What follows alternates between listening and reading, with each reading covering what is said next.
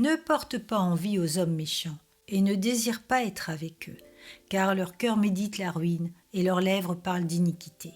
Proverbe chapitre 24, versets 1 et 2. Il y a un dicton qui dit « Dis-moi qui tu fréquentes, et je te dirai qui tu es ». Une vie sans Christ est soumise à beaucoup d'influences néfastes. Une vie avec Christ n'est pas soumise aux influences, elle les gère avec discernement. La nouvelle naissance nous permet de ne pas nous compromettre avec de mauvaises personnes. Comme le proclament ces versets, nous ne désirons pas fréquenter des personnes méchantes, envieuses, qui méditent la ruine. Combien de fois encore, cependant, nous tombons dans le piège du jugement, de la critique et de la calomnie, alors même que notre nouvelle nature ne la supporte plus. Heureusement, la repentance amenée par le Saint-Esprit dans son œuvre de reconstruction nous relève pour chasser ces influences diaboliques. Un véritable enfant de Dieu, disciple de Jésus, a le désir d'entretenir des relations avec des frères et sœurs tout aussi rachetés et éclairés par la lumière de la parole de Dieu.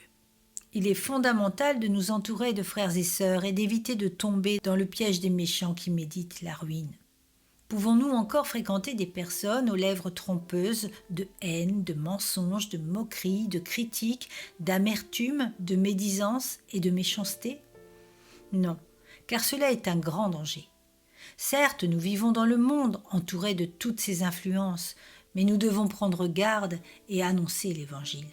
Les influences doivent devenir des opportunités divines pour nous positionner. Transformer un piège en opportunité est le plan de Dieu pour confondre les attaques de l'ennemi et transformer le mal en bien. Évitons toute relation avec des personnes corrosives et lorsque nous sommes face à une situation quelque peu imposée, transformons le piège en opportunité.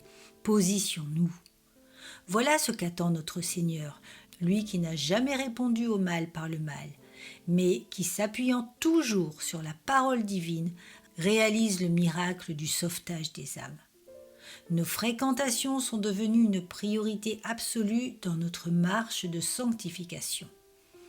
Il nous faut faire le grand ménage dans l'amour et la fermeté, toujours dans le but d'annoncer l'Évangile. Mais ce qui est important, c'est de nous positionner clairement, sans compromis avec l'ennemi.